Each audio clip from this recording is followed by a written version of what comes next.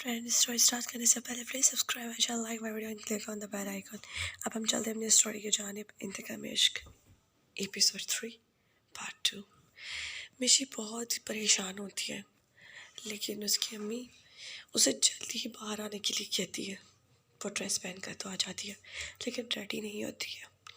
उसकी अम्मी कहती है कितना टाइम हो गया और तुम अभी तक तैयार नहीं हुई हो। इतने मिशी की फ्रेंड्स आ जाती हैं और वो मिशी को कहती हैं कि इतना तुम परेशान क्यों। तो मिशी की अम्मी कहती है कि बेटा जो भी बातें करनी है आप बाद में कर लो, अभी सारे लोग बाहर बैठे हुए हैं और मिशी का ही इंतज़ार हो रहा है। मिशी यही सोच रही होती है कि मिशी ने शादी तो किसी और से कर ली, अब एंगेजमेंट वो अपनी कज़न से कैसे कर सकती थी।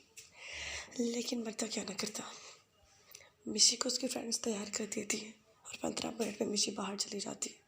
मिशी का वो कज़न बाहर पहले से ही बैठा हुआ होता है। सारी फैमिली वाले बहुत खुश होते हैं। जैसे ही मिशी बाहर वहाँ भी जाती है तो उसकी अम्मी कहती है कि फ़ौरन बेटा तुम ना इस लड़के के पास में बैठ जाओ। तो वो रिंग्स देती है उसकी अम्मी और उसकी बुआ, और वो एक दूसरे को रिंग्स पहना लेते हैं। उधर इस मिशी की अम्मी जो होती है वो मिशी को कह रही होती है कि बेटा अगर अब तुम थक गई हो तो तुम रूम में जा सकती हो। जबकि मिशी जब घड़ी पे टाइम देखते हैं तो 8 बजने को होते हैं और मिशी अम्मी को कहती है कि अम्मी तबीयत थोड़ी सही नहीं है मेरी, तो मैं रात का खाना नहीं खाऊंगी, मैं ना नींद सो जाऊंगी, कल उठ के ही खाना खाऊंगी। मिशी की अम्मी कहती है कि बेटा तुमने शाम में भी ठीक से नहीं खाया और अभी भी नहीं खाओगी। अम्मी ना मम्मी की तबीयत बिल्कुल सही नहीं है, आपको तो पता है इतने लंबे सफ़र से आई हूँ मैं, और अब अचानक मुझे फ़ीवर सा होने लग गया है। उसकी अम्मी जब चेक करती है तो उसे फ़ीवर तो नहीं लग रहा होता, लेकिन उसकी अम्मी को यही लग रहा होता है कि शायद इतना लंबा सफ़र करने के बाद मिशी की तबीयत कुछ ख़राब हो गई है।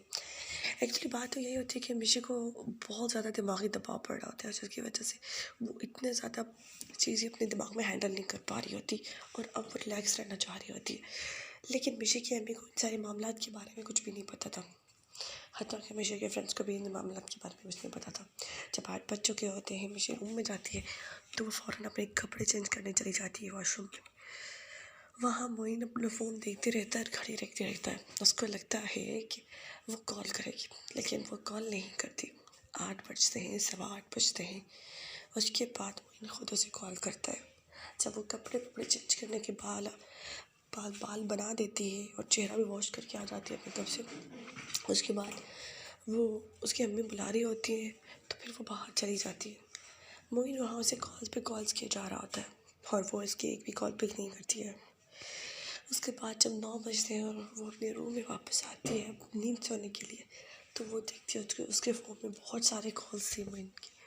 और अब जब वो यही सोच रही थी कि अब इतनी कॉल्स तो चली गई, अब पता नहीं वो शैतान तो वहाँ इंसान मज़ीद मेरे लिए कौन से बम फोड़ेगा। अभी मिशी ये सब सोच ही रही होती है, फ़ोन बंद करने ही वाली होती है, तब तक उसकी कॉल फिर से आ जाती है और मिशी उसको देखकर कॉल पिक कर लेती है डर के मारे। हाँ मिशी, क्या हुआ? अगर अब तुम मेरी कॉल पिक नहीं करती तो सच में तुम्हारे पापा के पास खाना की पिक सेंड करने लगा था मैं। मोइन, तुम इतने उतावले क्यों हो पड़े हो? टाइम देखा है तुमने घड़ी में, तुमने मुझे 8 बजे बोला था। अब कितना टाइम हो चुका है मिशी? 9:15 बज चुके हैं। तुमने मुझे वो टाइम ही क्यों दिया जिस टाइम पे तुम मुझसे कांटेक्ट नहीं करने वाली थी? क्या तुम्हें लगता है कि तुम मुझसे बच सकती हो या मुझे बेवकूफ़ बना सकती हो? सो मिशी, ये तुम्हारी बहुत गलत सोच है कि तुम मुझे बेवकूफ़ बना सकती हो। देखो, मैंने तुम्हें पहले ही कहा था, वार्न किया था तुम्हें, लेकिन तुमने मेरी बात नहीं मानी। आप अपनी पनिशमेंट के लिए तैयार रहना। मिशी को पता था कि वो शख्स अपने भयानक इरादे लेकर मिशी को डराने की कोशिश ज़रूर करेगा। मिशी उसे कहती है कि देखो अभी मेरी तबीयत बिल्कुल सही नहीं है, तो इस वक्त मुझे ये दिमागी दबाव वाली बातें करना ना बंद कर दो please. I want to relaxation. वो मिशी से कहता है कि मैंने तुम्हें सज़ा देने के लिए तुम्हारे साथ इतना सब कुछ किया है, तुम्हें खुश रखने के लिए बिल्कुल भी नहीं। सो तुम्हें ऐसा लग भी कैसे सकता है कि अगर तुम्हें इन सारी बातों से दिमागी दबाव पड़ रहा है तो मैं ये सारी बातें छोड़ दूँगा निशी।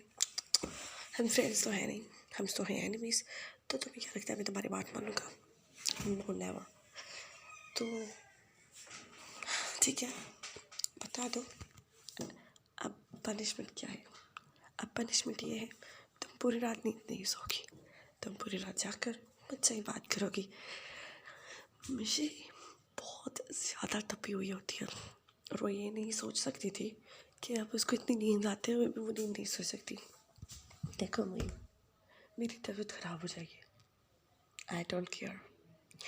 देखो मिशी, मुझे कोई फ़र्क नहीं पड़ता कि तुम्हारी तबीयत ख़राब हो जाएगी या तुम मर जाओगे। डेफिनेटली एक रात नींद ना सोने से किसी को मौत नहीं आती। खैर बताओ, एंगेजमेंट हो गई तुम्हारी? एंगेजमेंट रिंग नहीं दिखाओगे वैसे? खैर मत दिखाओ, तुमसे तो यही एक्सपेक्टेशन थी। खैर कोई बात नहीं। तो अब तुम्हें किस तरह से चलना होगा ना, वो सारे रूल्स और रेगुलेशंस में बता देता हूँ हमेशा। और क्या है ना, आज तो तुमने अपनी मनमानी कर ली है। तुम तो जानती हो मैंने ना हॉस्टल छोड़ दिया है। तुमने हॉस्टल छोड़ दिया? हाँ, क्योंकि वहीं पर मेरा घर भी है, तो मैं सोच रहा हूँ कि अब मैं अपने घर में स्टे करूँगा। अम्मी तो कभी कभी आती हैं घर में। क्यों? क्योंकि ज़्यादातर अम्मी तो रहती हैं इस्लामाबाद के घर में, अम्मी यहाँ पे बहुत कम आती हैं। अम्मी ने तो कहा था कि इस्लामाबाद में एडमिशन ले लो, पर वहाँ डैड के रिश्तेदार होने की वजह से मैंने एडमिशन नहीं लिया। मिशी को जितना उसके डेट पसंद होते थे, मोइन को उससे ज़्यादा अपने डैड से नफरत करती थी। ठीक है, मिशी को भी थोड़ी देर के लिए यही लग रहा होता है कि ये बंदा मुझे नॉर्मल बात कैसे कर सकता है। अगर तुम अपने घर रह भी रहे हो मोइन, तो फिर तुम मुझे क्यों बता रहे हो? देखो मिशी, मैं ये तुम्हें सिर्फ इसलिए बता रहा हूँ ताकि आज से तुम मेरी बीवी हो और तुम्हें पता होना चाहिए मेरी लाइफ की एक चीज़ का, मेरी कौन सी प्रॉपर्टी कहाँ है और मैं अपनी लाइफ में क्या कर रहा हूँ। मिशी कह सकती है कि ये तुम कर क्या रहे हो मोइन, तुमने तो ये सब कुछ बदला लेने के लिए किया था। उसके बाद मोइन बहुत हंसने लगता है और उसे कहता है कि हाँ, मैंने कॉन्ट्रैक्ट पेपर बना लिए हैं और कॉन्ट्रैक्ट पेपर में जो भी लिखा है हम दोनों को ही वो मानना पड़ेगा, और अगर हम में से किसी एक ने वही माना तो क्या, तो फिर उसे कंपनसेशन देना पड़ेगा। कितना?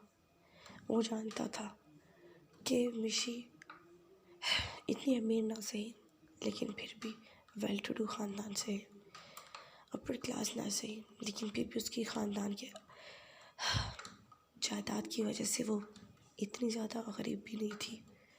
तो तुम्हें मुझे 50 लाख रुपए देने होंगे। व्हाट? जी मिशी, अब क्या करोगे तुम? मिशी को पता ही था कि शैतानुमा इंसान से उसकी जान ऐसे नहीं छूट सकती।